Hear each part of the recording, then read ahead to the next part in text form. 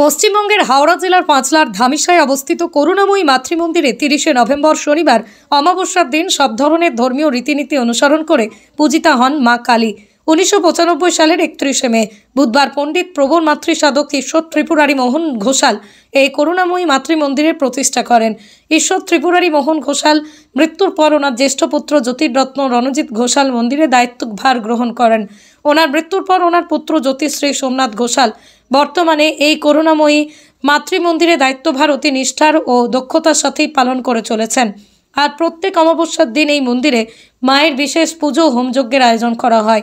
সকল ভক্তবৃন্দের মঙ্গল কামনায় এই বিশেষ হোমযজ্ঞ করা হয়। এই অমাবস্যায় মায়ের কাছে পুজো দিতে রাজ্যের তথা দেশের বিভিন্ন প্রান্ত থেকে বহু ভক্তগণ ছুটে আসেন। পাশাপাশি এই অমাবস্যা তিথিতেই মন্দিরে আগত সকল ভক্তদের জন্য ডালিয়া ভোগের ব্যবস্থা করা হয়। মহর্ষি বেদব্যাস অ্যাওয়ার্ডের জ্যোতিষশাস্ত্র শ্রী সোমনাথ ঘোষাল এই অমাবস্যা তিথিতে মায়ের বিশেষ পুজো হোমযজ্ঞ নিয়ে ঠিক কি বললেন শুনুন বিস্তারিত। বিশেষ পুজো হচ্ছে এবং তার সাথে একই সাথে হোমযজ্ঞ, বিষয়টা কি বলবেন?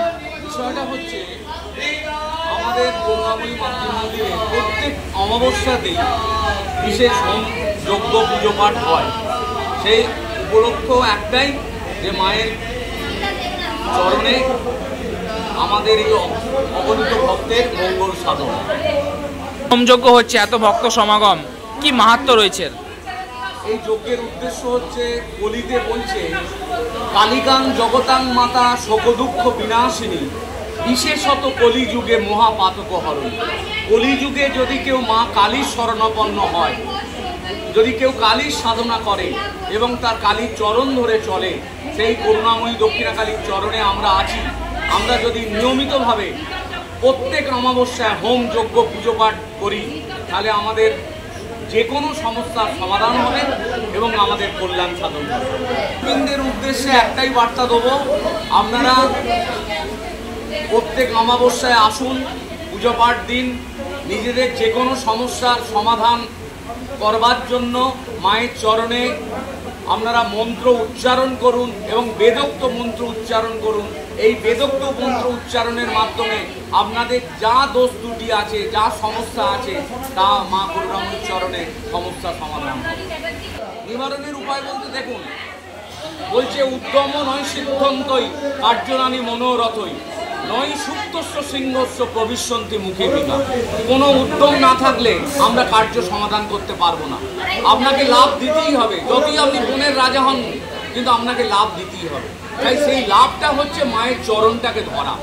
এবং ভক্তদের উদ্দেশ্যে একটা কথা বলবো যে আপনারা প্রত্যেক মায়ের চরণ, শুধু অমাবস্যা নয়, নিত্য মায়ের চরণ ধরে চলুন এবং এই করুণাময়ীর চরণে যদি আপনারা আসা যাওয়া করেন এবং মায়ের চরণ ধরে চলেন, আপনাদের সমস্ত দুঃখ কষ্ট মা নিবারণ করে দেবেন।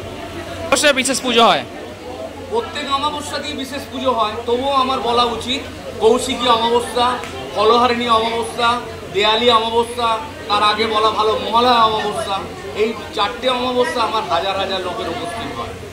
আজকে অন্নভোগের একটা ব্যবস্থা হয়েছে, সেটা কি বলবেন? নয়, অমাবস্যার দিনে আমরা ডালিয়া ভোগ করি, তার সঙ্গে দই তরকারি 2-3 রকম থাকে, পায়েস থাকে, চাটনি থাকে, ইত্যাদি ইত্যাদি। আপনার নাম? আমার নাম সোমনাথ ঘোষাল, জ্যোতিষ ভারতী জ্যোতিষ শাস্ত্রী। ব্যুরো রিপোর্ট, আমার কলম।